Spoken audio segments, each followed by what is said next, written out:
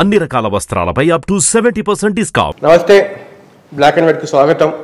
ఈరోజు మా అతిథి లెజెండరీ యాక్టర్ కోట శ్రీనివాసరావు గారు. నమస్కారం సార్. నమస్కారం అండి. కోట శ్రీనివాసరావు లెజెండరీ యాక్టర్ అంటే అసలు ఏమిటండి? ఒక చరిత్ర క్రియేట్ చేసిన నటుడిని లెక్క. అదే తెలుగులో ఇంచుమించు అర్థం నాకు తెలియదండి, నిజంగా తెలియదు. మిమ్మల్ని మీరు తగ్గించుకుని మాట్లాడుతూ ఉంటారు. చెప్పాలంటే మీ హుందాతనానికి అది ఒక నిదర్శనం చెప్పవచ్చు. ఒక సాధారణ బ్యాంకు ఉద్యోగి కోట్లాది మంది తెలుగు ప్రేక్షకుల మనసులను దోచారు. ఇది మీ ప్రస్థానం ఎలా మొదలైంది సినిమాలో? నేను అసలు సినిమాకి ఎప్పుడు ప్రయత్నం చేయలేదండి. మీరు నమ్మని నమ్మకపోండి. ఓకే. నేను ఎప్పుడు సినిమాకి ఎప్పుడు ప్రయత్నం చేయలేదు. అంటే నాకు ఈ భయం, ఏదైనా నలుగురితో చక్కగా బ్యాంకులో పనిచేస్తున్నాం, 10 మందితో మంచి ఉద్యోగం, పిల్ల జల్ల అంతా బాగానే ఉన్నాం హాయిగా, ఎందుకు దీన్ని పాడు చేసుకోవడం? తీరా వెళ్ళి అక్కడికి వెళ్ళిన తర్వాత ఏమంటే వేషం ఉందంటే కింద పోయి చూసి నీ మొహం ఎప్పుడన్నా అద్దంలో చూసుకున్నా ఉంటారా అంటారేమో అని భయం. అది నాకు అనిపించుకోవడం నాకు ఇష్టం లేదు. చక్కగా నాటకాలు నాకు మొదటి నుంచి అలవాటు. 26 సంవత్సరాలు నాటకాలు వేశాను. ఓకే. అంటే ఒక 20 సంవత్సరాలు గట్టిగా మంచి మంచి వేషాలు వేసి పేరు తెచ్చుకున్నాను. జంధ్యాల గారు నాకు పెద్దవాడి నుంచి బాగా చిన్నప్పటి నుంచి బాగా తెలుసు, కాలేజీ రోజుల నుంచి. సుబ్బరాయ శర్మ గారు, జంధ్యాల గారు, ఇలా చాలామంది, శ్రీదత్ గారు, వీరందరూ కూడా నాకు బాగా పరిచయం. సుత్తి వీరభద్రరావు, వీళ్ళందరూ. మన జంధ్యాల గారు ఎప్పుడన్నా హైదరాబాద్ వచ్చి ఏదైనా నాటకం వేస్తున్నా, సినిమా ఏదైనా తీస్తుంటే కోట రావయ్య సరదాగా 2-3 సీన్లో వేషం ఉంటుంది, సరదాగా వేయని అడగడం. అలా ఏదైనా 1-2 సినిమాలు, ముందు 4 సినిమాలు చేశాను. ఒక మంచి వేషం, పెద్ద వేషం చేసింది ఏంటంటే కుక్క. అది కంప్లీట్ తెలంగాణ మాండలికం మీదే ఉంటుంది. అంటే ఆ రోజుల్లో ఇందిరాగాంధీ గారు ఈ 20 పాయింట్ ఫార్ములా అని పెట్టి చాలా హడావిడి చేశారు. మంచి పని కూడా. దానికని ముందు అసలు నన్ను సెలెక్ట్ చేశారు.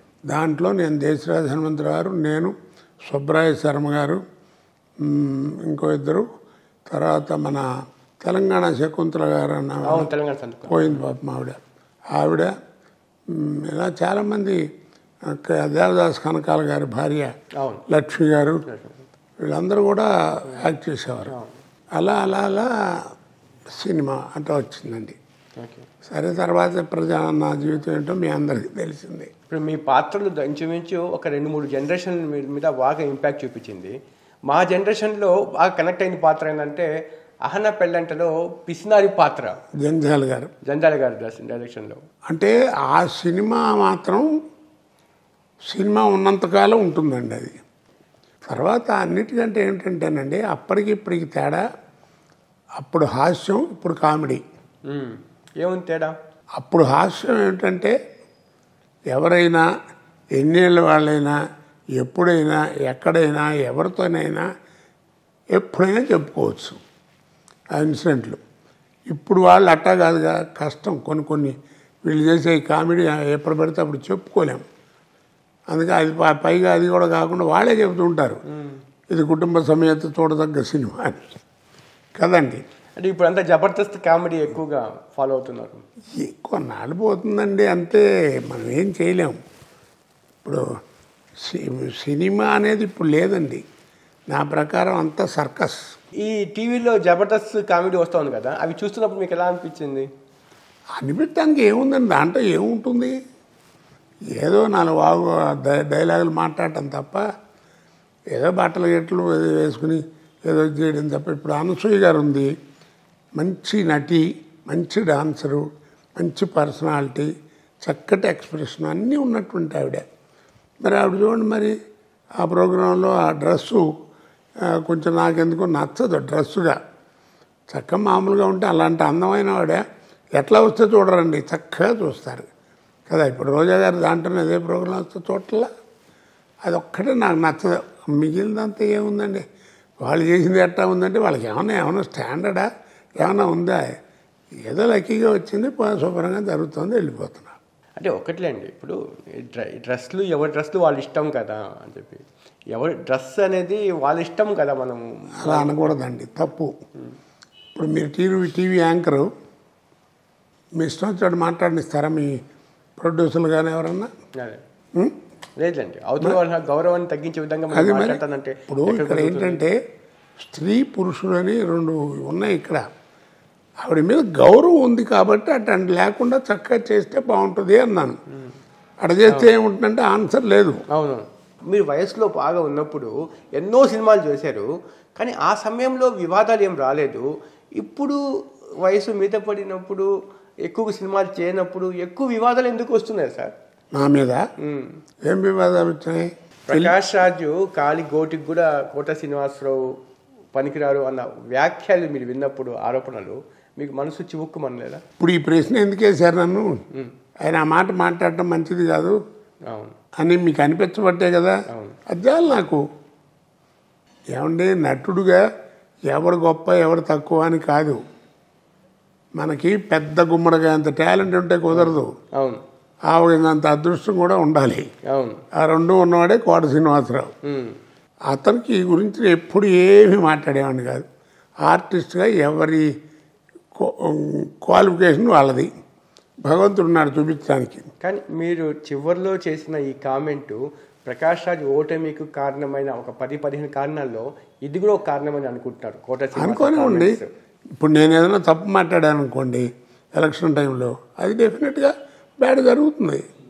ఇప్పుడు చిరంజీవి గారు బ్రహ్మాండమే నటుడు అండి, నిజంగా చెప్తున్నాను, నా హృదయం నుంచి మాట్లాడుతున్నటువంటి మాట. చిరంజీవి గారు చాలా మంచి నటుడు. ఆయన సినిమా ఒక నంది అవార్డ్స్కి కాంపిటీషన్లో ఒక సినిమా ఏదైనా వెళ్ళిందనుకోండి, ఆ సినిమాకి ఏం ప్రైజులు రాలేదు, ఏం రాలేదు. ఇంకేదో మామూలు సినిమాకి ప్రకాష్ రాజు గారు నటించిన సినిమాకే వచ్చిందనుకోండి, అంటే చిరంజీవి గారు నటుడు కదా. ఏమండి, నేషనల్ అవార్డు వచ్చింది నాకు, అది ఇదంటే వస్తే 3 మందికి వచ్చింది. రంగారావు కంటే గొప్పవాడు ఆయన. ఆయన గురించి నేను చెప్పదలుచు 3 ఆయనతో నేను కనీసం కాస్త పెద్ద ఇంపార్టెంట్ వేషాలు 15 సినిమాలన్నా చేసుంటా. ఒక్క సినిమాకి టైంకి రాడండి. 9ంటికి కాల్ షీట్ వేస్తే 11:30కి వస్తాడు. ఆ క్యారవాన మోగుతూ ఉంటుంది, మేమేమో చెట్టు కింద కూర్చుని అక్కడ కబుర్లు చెప్పుకుని ఉంటాం. ఎప్పుడో 11:30కి వచ్చి వచ్చా హలో అని ఆ ప్రొడ్యూసర్ని మేము డైరెక్టర్ని పలకరించాడు. మళ్ళీ ఏమంటాడు ఎప్పుడు వెళ్ళిపోతాడని మమ్మల్ని అట్టాగే కూర్చోబెట్టి ఆయన షాట్లు ముందు గవగవ తీసి పంపించేవారు. ఇది అవసరం అండి? తనకు తెలీదు. మనం డబ్బులు తీసుకుంటున్నామండి, కనీసం రావక్కలా నువ్వు. ఆ జ్ఞానం ఉండదు నీకు, పెద్దవాడివి కదా. ఏదో చదువుకుంటున్నాను అంటాడు, అదంటాడు, ఇదంటాడు, ఏదో మాట్లాడతాడు. అదొకటి.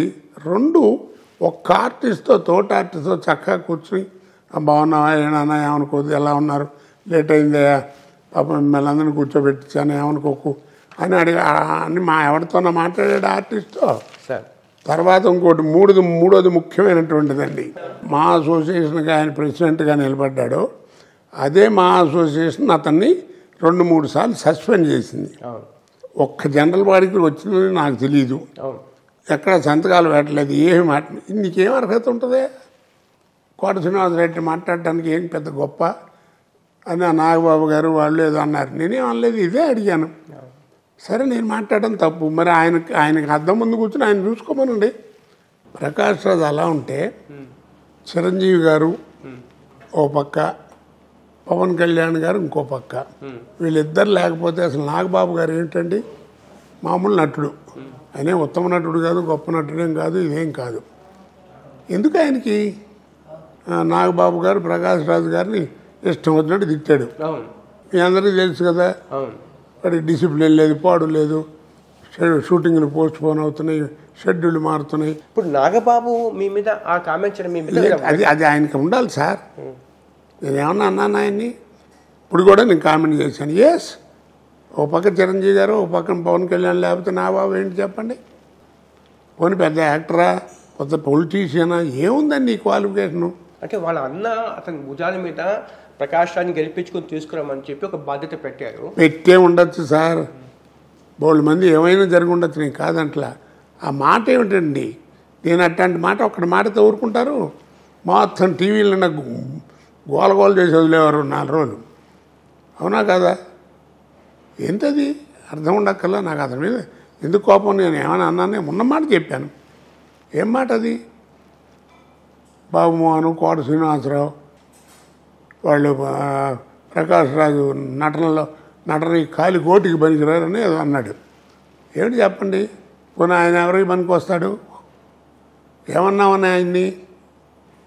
నువ్వే ఇంటర్వ్యూర్ అవుతుంది, నువ్వే ప్రకాష్ రాజుని తిట్టివి, నువ్వే ప్రకాష్ రాజుని వెనకేసుకొస్తూ ఉంటుంది.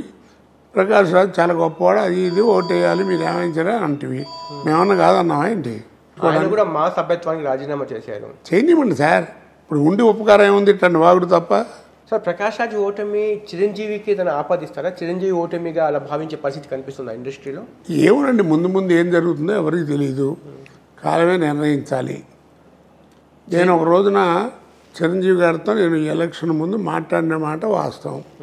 చిరంజీవి గారు నమస్కారం అండి ఏమండి అన్నారు. ఆయన ఏదో మాట్లాడుకుందండి చేసి, సార్ మీరు నుంచోండి లేకపోతే మీ వాళ్ళని ఎవరి నుంచో పెట్టండి, మేమంతా సపోర్ట్ చేస్తాం.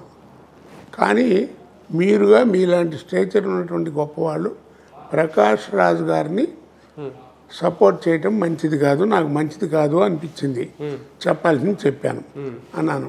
తప్పేముంది, ఎస్ నేనేం బయట పిచ్చిగా వాకుండా అన్నాను.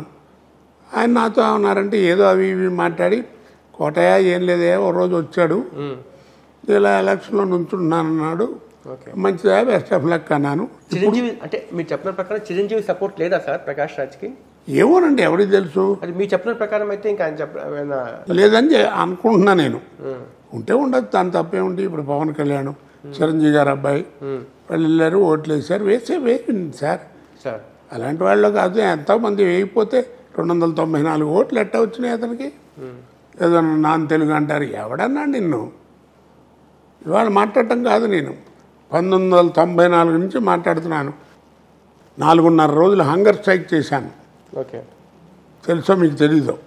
అప్పట్లో హైదరాబాద్ వచ్చిన కొత్త ఇండస్ట్రీ, ఓకే, మెడ్రాస్లో ఉండే యూనియన్లు ఇవన్నీ కూడా అక్కడ హెడ్ వాళ్ళు పుచ్చుకుని తొందరగా ఒకటి నిర్ణయం చేశారు.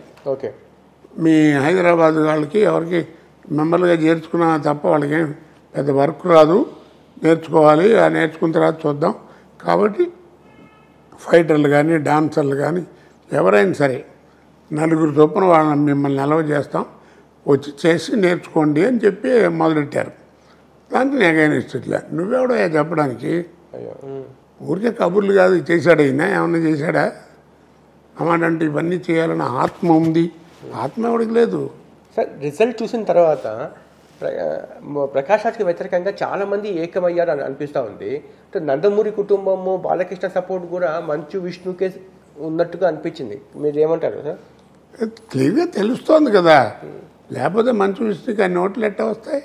సార్ బాలకృష్ణ వీళ్ళందరూ ఏకం కావడానికి మంచు విష్ణు వైపు కారణం ఏంటి సార్? అంటే మెగా ఫ్యామిలీ యొక్క ఎక్కువగా పెరిగిపోతూ ఉంది మోనోపలి తెలుగు ఇండస్ట్రీలో, అందుకోసం మీరందరూ ఏకమయ్యారంటారా? లేకపోతే కేవలం ప్రకాష్ రాజ్ని వ్యతిరేకించాలని చెప్పి వీళ్ళందరూ ఏకమయ్యారంటారా? ఏది ఏమైనా ఒకటి మాత్రం ఖాయమండి, ప్రకాష్ రాజు ఎలక్షన్లో నిలబడటం వల్లే ఇది అన్నీ వచ్చినాయండి ప్రస్తుతం ఈ సంవత్సరం ఈ ఎలక్షన్కి మాత్రం.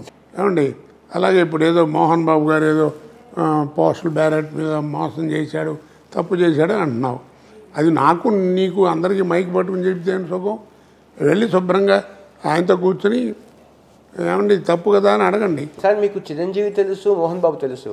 మోహన్ బాబు ఆర్టిస్టులతో డీల్ చేసే విధానం అంత హై హ్యాండెడ్గా ఉంటుందా సార్? అంటే ఇప్పుడు ప్రకాష్ రాజ్ ప్యానల్ వాళ్ళు అంతా అన్నారు కదా, మాకు తిట్టాడు, అమ్మ బూతులు తిట్టాడు, మా అమ్మల్ని తిట్టారని చెప్పి, అలా ఉంటుందంటారా?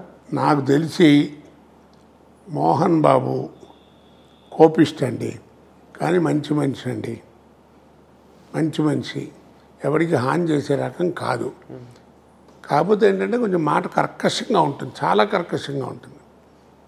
ఇప్పుడు నేను సీనియరు, ఇప్పుడు కొద్దిగా గొప్ప సర్వీస్ ఉన్న ఎక్స్పీరియన్స్ ఉన్నాను కదా, నా మీద కోపం వచ్చింది అనుకోండి, కోట ఏంటి పిచ్చి పిచ్చిగా నువ్వు ఏం లేట్గా వస్తున్నావు, సరిగ్గా రావేంటి, కొట్టానంటే మొహం బయలుపోతుంది అంటుంటాడు. మీతో కూడా మామూలుగా అంటుంటాడు, నన్నే కదా అందరినీ అంటుంటాడు. మరి అందరూ నీకొక్కడికి ఎట్టా వచ్చింది పోటుగాళ్ళగా? నేను 4 సార్లు 5 సార్లు చెప్పాను, మోహన్ బాబు గారు మీరు ఏదో సరదాగా ఉంది కాబట్టి మనందరం కలిసి ఉన్నాం కాబట్టి ఒక అన్నయ్య తిట్టాడు అనుకుని ఊరుకుంటున్నాను తప్ప ఎందుకంటే తిట్టుకుంటారు, ఎవడో వినేవాడికి బాగుండదని. సరే, ఇప్పుడు దాసనారాయణరావు తర్వాత ఖాళీ అయిన పెద్ద మనిషి కుర్చీలో మోహన్ బాబు కూర్చోడానికి అర్హుడా, చిరంజీవి కూర్చోడానికి అర్హుడా సార్? ఎవరికైనా అర్హత ఉంది సార్. మీ దృష్టిలో చెప్పండి సార్. మురళీమోహన్ పనికిరాడు, ఏమండి కృష్ణరాజు లేరుగా. లేరుగా అంటే ఇప్పుడు ఏముంది, ఆయన పెద్దవాడు అయిపోయాడు, 90 ఏళ్ళు దాటి. అట్టుగా దాసనారాయణరావు ఎటువంటి పాత్ర పోషించేవాడు? ఆర్టిస్టు, ప్రొఫెషనల్ లైఫ్ కాకుండా వ్యక్తిగత లైఫ్లో వచ్చి టైం స్పెండ్ చేసి పరిష్కారం చేసేవాళ్ళు. ఆయన పనిచేశారంటే మోహన్ బాబు దాసనారాయణరావు గారు ఆ రోజులు వేరు సార్. కాస్త పెద్దవాళ్ళు చెబితే వినటం చేయటం అనేటువంటి ఓ పద్ధతి ఉంది. ఇప్పుడు నేను కూడా కొన్నాళ్ళు దాంట్లో మాలో కొంచెం ట్రెజరర్గా పనిచేశాను. అప్పుడే కొంచెం నాకు కూడా ఇబ్బంది జరిగింది. ఏం చేయాలని గట్టిగా అడిగితే దాసనారాయణ దగ్గరికి వెళ్ళాము. దాసనారాయణ ఆయన పేరేంటి బాలకృష్ణ, అలాగే చిరంజీవి గారు, వీళ్ళందరూ ఇంటర్వ్యూ అయ్యి కూర్చుని మాట్లాడి అట్లా కాదు అటు చేయండి అన్నారు. చేశారు, పని అయిపోయింది. మా అన్నయ్య చిరంజీవి గారు ప్రకాష్ రాజ్ని నువ్వు గెలిపించాలి అని అన్నాడు. ఎవరు? నాగబాబుని అన్నారంట. అన్నాడా? చిరంజీవి గారు అన్నాడా? అంటే అన్నాడేమో, నేను వినలేదు. అందుకోసమే ఆయన ప్రకాష్ రాజ్ తరఫున ఫైట్ చేశారు ప్రత్యర్థుల మీద. ఇప్పుడు ఆయన చేశాడని ఆయన పరువులు తీయటం ఎందుకయ్యా? అన్నయ్య లాంటి వాడు సపోర్ట్ చేస్తున్నాడు, ఎంత జాగ్రత్తగా ఉండాలని చక్కగా గౌరవంగా మాట్లాడాలి. ఆయన చేస్తున్నాడు కదా అని చెప్పి నీ నోటికి వచ్చిన నువ్వు మాట్లాడితే అందరినీ. అంటే నాగబాబు మాట్లాడిన తీరు కూడా ప్రకాష్ రాజ్ ఓటమి కారణం అంటారా? డెఫినెట్గా కారణం అండి, డెఫినెట్గా. అతను ఎలక్షన్లో నుంచోడానికి అతను గట్టిగా పట్టుబట్టడానికి కారణం చిరంజీవి గారు అయితే, అతను ఓడిపోవడానికి మెయిన్ కారణం ఎవరంటే నాగబాబు. ఇటేమో ఆయన పేరేంటి విజయ నిర్మల గారి అబ్బాయి నరేష్ ఊరికే సుత్తివాగుడంతా వాగి ఇప్పటికే మాట్లాడుతూ ఉంటాడు. నేను శ్రీకాంత్కి ఓటేసాను, గెలిపించుకున్నాను, నేను ఎవరికి చెప్పుకోవాలి? ఇప్పుడు నేను రిజైన్ చేశాను, దొబ్బేస్తున్నానంటే. మీరు శ్రీకాంత్ ఓటేశారు సార్?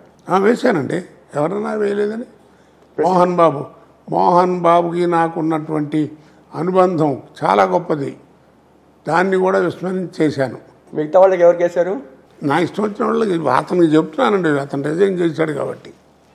ఓకే, కాదండి అట్టా పిచ్చిగా మీరు ఏదో నేను పడలేను గెలిచాను కిందసారి నరేష్ ఇట్టు మాట్లాడు వాగాడు, ఇన్సల్ట్ అయిపోయాను, ఏదో డబ్బులు తిన్నా అన్నాడు. వాడు ఉండగా నేను పని చేయటం ఎందుకు ఉంచున్నావు? మరి ఒకవేళ వాడు గెలిస్తే నేను పని చేయాలి కదా అనే జ్ఞానం నీకుందా లేదా? మరి నువ్వు ఎందుకు ఉంచున్నావు? నువ్వు మంచి ఆర్టిస్ట్వి, మంచి కష్టపడి పగలు రాత్రి పని చేస్తావు, 10 మందికి ఏదైనా ఉపకారం చేస్తావు అని ఫీలింగ్తో నీకు ఓటేశారు, గెలిపించారు. ఇప్పుడు వాళ్ళు ఎవరికి చెప్పుకోవాలి? రేపు ఏదో ఇంకోటి వచ్చి ఓ చక్రాయి గారిని ముక్కాయి గారిని పెడతారు, దాంట్లో వాడికి ఏం తెలియదు, ఏం పెట్టదు, ఏం చేస్తారు? వీళ్ళందరూ ఏమైపోవాలి? అంటే కొంతమంది అంటారు సార్, నాగబాబుకి కల్మషం లేని మనస్తత్వం అని కూడా అంటారు. కల్మషం ఎవడికుంది? మాకుందా ఏంది? నేను శుభ్రంగా ఉన్నది ఉన్నట్టు మాట్లాడతాను, నా గురించి అందరూ అదే చెప్పుకుంటారు. నేను ఎప్పుడు మాట్లాడలేదండి, ఎలక్షన్ అయిపోయింది కాబట్టి మాట్లాడదు, తప్పట్ట మాట్లాడడం. ఎప్పుడు లేని విధంగా ఈసారి ఎన్నికల్లో క్యాస్ట్ ఎలివేట్ అయింది, అండర్ కరెంట్గా పనిచేసింది అంటారు. ఇదేంటి సార్ లొల్లి? అది ఉందా సార్ నిజంగా? ఉంది, దానికి ఇంకొక విషయం లేదు. కానీ నేను ఒక సామాజిక వర్గాన్ని గౌరవించుకుంటాను. ఎందుకు అంటే 100కి 95% వాళ్ళ ఫుడ్డే నేను 40 ఏళ్ళు తిన్నాను. మిగిలిన 5% రాజులు కానీ రెడ్లు కానీ అలాంటి వారు వాళ్ళందరూ పెట్టి పోషించారు నన్ను. 95% నేను తిన్నది కమ్మవారి ఫుడ్డే, ఓపెన్గా చెబుతున్నాను. ఆధునిక యుగంలో కాదు, ఇంకా మేము మధ్య యుగాల్లోనే ఉన్నాం అనిపిస్తూ ఉంది. ఆ కులం పేరుతో ఇంకా కులం కులం కులం కులం కులం సార్. ఇప్పుడు జనం ఎలా ఉన్నారంటే చెప్తే కోపం వస్తాయి, అయినా కానీ నేను చెప్తూనే ఉంటాను, చాలా ఇంటర్వ్యూల్లో చెప్పాను, సాధన తక్కువ, వాదన ఎక్కువ. సాధన లేదు, వాదన మాత్రం చేస్తారు. రోడ్డుకి ఎడం పక్కన నడవండి అని కమిషనర్ ఆఫ్ పోలీసు వచ్చి చెప్పాడు అనుకోండి, సరే అనుకోండి, ఎడం పక్కన కుడి పక్కన నడిస్తే ఏమవుద్ది సార్? కుడిపక్క ఏమవుద్దని చెప్పాలా? నువ్వు ఎడం పక్క కరెక్ట్గా నడిస్తే నీ కుడిపక్క నడిస్తే ఏమవుద్దో నీకే తెలుస్తుంది. 20 గంటల పాటు మీరు ఎక్కువగా పనిచేసేవాళ్ళంట. ఉదయం 6 గంటలకి వెళ్ళి రాత్రి 2 గంటలకి కొంచెం పెరుగన్నం తిని పండుకునేవాళ్ళు, అంత పనిచేశాడు. అలా అలా పరిగెత్తు ఉన్నప్పుడు ఫ్యామిలీ లైఫ్ని ఎలా బ్యాలెన్స్ చేశారు సార్? అదే కదండి, మీకైనా నాకైనా ఎవరికైనా ఆర్టిస్ట్కి టైం వస్తే టైం ఉండదు. అప్పుడు కనుక ఏమిట్రా ఈ గోల, ఇప్పుడేంటి పని చేయటం, రేపు చేసుకోవట్లని బతికిచ్చామనుకోండి, ఉన్నది కాస్త పోద్ది. పని చేశాను రోజుకి 20 గంటలు కాదు, రోజుకి 3 స్టేట్లు పని చేశానండి. కాబట్టి ఆర్టిస్ట్కి టైం వస్తే టైం ఉండదు, లైఫ్ కూడా వాడి చేతిలో ఉండదు. సార్ మీ జీవితం నుంచి కూడా చాలామంది తెలుసుకోవాల్సింది, నేర్చుకోవాల్సింది ఉంది. నిజంగా చాలా ఎంత గొప్ప వ్యక్తి అంటే కోట శ్రీనివాసరావు గారు. సార్ భార్య భర్తలు ఎలా ఉండాలి, ఆ అన్యోన్యత, ఎంత ప్రేమగా చూసుకోవాలి భార్యకి అనేది చాలామంది మిమ్మల్ని ఉదాహరిస్తూ ఉంటారు సార్. ఎందుకు వచ్చింది అసలు వాళ్ళకి ఆ ప్రశ్న? అంటే భార్యకి బాగలేకపోయినా కూడా అసలు బాగా చూసుకోవడము, చంటి పిల్లలాగా మీరు ఆమెని చూడడము. 1968లో నాకు మ్యారేజ్ అయింది. 73లో ఆ డెలివరీలో ఉన్నప్పుడు, డెలివరీ అయిన రోజులు 21 రోజులు ఎంత అంటారే, ఏదో 2 నెలలు ఏదో ఆ టైంలో మా అత్తగారు పోయింది. ఆ పోయినప్పుడు మా ఆవిడకి కొంచెం షాక్లా వచ్చింది. మనకి తెలియదు అప్పుడు. 73 అంటే నేను మా ఆవిడ మేమే కదా అప్పుడు. వైద్యం కూడా ఇంత డెవలప్ అయ్యి ప్రతివాడు వైద్యం గురించి మాట్లాడే రోజులు ఎక్కడున్నాయి. She has become a psychiatric patient. She doesn't know who am I for 30 years. ఎవరో క్లోజ్గా ఉండే ఫ్రెండ్స్కి, నాతో నాటకాలు వేసిన వాళ్ళకి మా గురువులకి వాళ్ళకి తెలుసు తప్ప బయట వాళ్ళకి ఎవరికి తెలియదు. నేను చెప్పను కూడా. ఇప్పటికి కూడా ఇప్పుడు కొంచెం కూతురుపడి కాస్త ఏదో పెద్ద వయసు వచ్చింది 72 దానికి ఏదో మాటలు ఉంటే బాగుండకపోవటం చేతి ఇది సహజం కదా, వయసును బట్టి వచ్చేవి. మరి నేను ఓర్పుగా ఉన్నాను. నన్ను అందరూ తిడతారు, ఏమై అట మాట్లాడుతుంటే ఊరుకుంటావు ఏంటని. ఊరుకోక ఏం చేస్తాం? ఒక్కటే గుర్తుంచుకోండి సార్, ట్యూబ్లోంచి బయటకు వచ్చిన పేస్ట్ని గుమ్మం దాటెళ్ళినటువంటి సంసారాన్ని ఎవడు వెనక్కి లాక్కులాడాడు. మా వీక్షకులు ఇది చాలా వాల్యూడ్. జీవితాన్ని మదించి తెలుసుకొని సమాజాన్ని ఇంత దూరం నుంచి అర్థం చేసుకున్న గొప్ప వ్యక్తి చెప్తున్న మాటలు ఇవి. ప్లీజ్ ఒకసారి వినండి. ట్యూబ్లోంచి బయటకు వచ్చిన పేస్ట్ని, గుమ్మం దాటెళ్ళినటువంటి సంసారాన్ని ఎవడు వెనక్కి తీసుకురాలేడు. కోర్టులో కూడా నువ్వు విడాకులకు వెళ్ళినప్పుడు 6 నెలలు 7 నెలలు టైం ఇస్తారు. ఆలోచించుకోండి, చక్క ఎందుకు విడిపోతారు, పిల్ల పాపలతో చక్క హాయిగా ఉండండి అని చెప్తారు. కాబట్టి మనం ప్రయత్నం చేస్తామే తప్ప వాళ్ళిద్దరి మధ్యన ఎవరికి తెలుస్తుందండి? భార్యాభర్త మధ్యలో ఏం గొడవ ఉందని మనం ఏమైనా చూసామా? ఏదో ఇంగ్లీష్లో ఇప్పుడు కొత్తగా మాట్లాడుతుంటారు. 2-3 పిల్లలు పుట్టిన తర్వాత విడాకులు ఏమిటంటే ఏదో మైండ్ సెట్గా అలవట్లేదంట. ఏడు కలిసేది 3 పిల్లలు పుట్టేదాకా 2 పిల్లలు పుట్టేదాకా తెలియదా? ట్యూబ్లోకి మళ్ళీ ఎక్కించాలనుకుంటే చేతికి అంటుంది తప్ప అది లోపలికి వెళ్ళదు. అట్లాగే ఈ సంసారం కూడా బయటికి అలరైపోద్ది తప్ప లోపల రాలేదు. కాబట్టి అది జాగ్రత్తగా ఉంచుకోవాలి. నా రెండో కూతురు షీజ్ ఎంకామ్ ఎంఈడి. బెజవాడలో నేను ఎప్పుడు రిక్షా ఎక్కలేదు, సరదా రిక్షా ఎక్కుదామని మా శంకరం, మా తమ్ముడు గారి కూతురు, అక్కడ మా అక్కయ్య గారికి, మా చెల్లెళ్ళ కూతుళ్ళు అందరూ కలిసి రిక్షా ఎక్కి సరదాగా వెళదామని. బెజవాడ బాగా ఐడియా ఉందా మీకు? అవును సార్, నేను విజయవాడ పనిచేశాను. ఆ లో బ్రిడ్జ్ ఉంది కదా, వీళ్ళు 1 టౌన్ నుంచి 2 టౌన్ వెళుతున్నారు. ఆ ఎదురుకుండా వచ్చే లారీకి ఏదో బ్రేక్ ఫెయిల్ అయిందట. ఆ డివైడర్ కూడా దాటి వీళ్ళకి వ్యాన్కి కొట్టింది. కొడితే ఫస్ట్ స్ట్రోక్ వీళ్ళ దాటంతో దూరంగా పడ్డారు. ఆ ఇన్సిడెంట్లో 2-3 పోయారు కూడా. లక్కీగా అది బతికింది. ఆ యాక్సిడెంట్లో లెగ్గు. ఆ తర్వాత ఎలా దీని జీవితాన్ని ఏడుస్తూ వచ్చినామని. అలాంటి లైఫ్లో నేను ఎవరి దగ్గర అయితే గుమాస్తాగా పనిచేశానో బ్యాంకులో, ఆయన నేను బియ్యం కూడా అయ్యాను. మహానుభావుడు, పెద్దలు దయదలిచి. కానీ ఏదైనా కానీ మొత్తానికి మ్యారేజ్ అయింది, దానికి ఆడపిల్ల చక్కగా లక్షణంగా ఉంటున్నారు. సరే జీవితం బాగానే ఉందిలే, నడుస్తుంది అనుకున్నా. మీకు తెలుసు కదా మా అబ్బాయి, వాడు ఎగిరిపోయాడు. మరి ఇన్ని బాధలు పెట్టుకుంటూ మరి 10-12 ఏళ్ళ నుంచి వాడు పోయిన తర్వాత కూడా ఎక్కడన్నా సినిమాల్లో ఎక్కడన్నా అది మీకు చూసారా? ఆ బాధని చూడరా? ఎప్పుడు నేను దాని గురించి మాట్లాడను.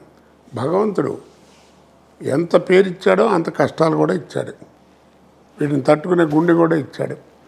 బాగుంది, అంతే, చేయటం మన ధర్మం. ఏదో ఎప్పుడైనా బోరు కొట్టి ఇంట్లో కూర్చొని ఏడుస్తూ ఉంటాను, ఏముంది. ఇప్పుడు చూడండి సార్, మీరు కూడా వీక్షకులకు నేను చూస్తున్నా చూడండి, ఈయన స్టార్డమ్ అనుభవించారు. ఆ రోజుల్లో 30 సంవత్సరాలు 25 సంవత్సరాల క్రితమే ఒక టాప్ హీరోకి ఎంత క్రేజ్ ఉండిందో ఒక కోట శ్రీనివాసరావులో అంతే క్రేజ్ ఉంది. కానీ ఆ సమయంలో మీకు పెళ్లి చేసుకోమని చెప్పి ఎవరు చెప్పలేదు సార్ యాక్చువల్గా? అంటే మీకు కేవలం ఆ ప్రేమ వల్లే అలాంటి? ప్రేమ కాదండి, మన బాధ్యత. అది ఏ క్యాస్ట్లో అయినా సరే, క్రిస్టియానిటీలో అవ్వనండి, ముస్లిమిజంలో ఎవరైనా సరే, పెళ్ళాన్ని ధర్మంగా చూసుకో. నీ ఏడుపు నువ్వు ఏడు, బయట ఏమన్నా ఏడిస్తే ఎవడేమండి. సార్ మీకు మరో జన్మ అంటూ ఉంటే మళ్ళీ ఇండస్ట్రీలోనే తెలుగు కోట శ్రీనివాసరావుని పుట్టాలనుకుంటారా, లేకపోతే వద్దనుకుంటారా ఈ ఇండస్ట్రీలో? చక్కగా ఇప్పుడు నాకు ఏ రకంగా జీవితం ఇచ్చారో చక్కగా కష్టాలు కొంచెం తగ్గించేయి ఏమండి, మనిషిగా చక్కగా సుఖపడుతూ 10 మందికి ఉపకారం చేసేటువంటి మనిషిగా బతకాలని నా ఉద్దేశం. ఇంకో జన్మ అంటూ ఉంటే, ఒకవేళ ఆ జన్మ నిజంగా ఇస్తే అలా బతకాలంటే నేను ఎలా ప్రవర్తించాలి, సద్వాక్కు సత్ప్రవర్తన అన్నీ కలిగి ఉండాలి నేను. అది కూడా నాకు చక్కగా ప్రసాదించి చక్కగా నన్ను కాపాడమని భగవంతుని కోరుకుంటాను. ధన్యవాదాలు సార్. సుమన్ టీవీ ద్వారా నాకు నా మనసులో ఉన్నటువంటి భావాలు, మంచో చెడ్డో, 40 సంవత్సరాల నుంచి నన్ను పోషిస్తున్న మహానుభావులు ప్రజలందరికీ చెప్పుకునే అదృష్టాన్ని కలిగించినందుకు గాను మీ సుమన్ టీవీకి ధన్యవాదాలు చెప్పుకుంటూ, సర్వే జన సుఖినో భవంతు. ఇది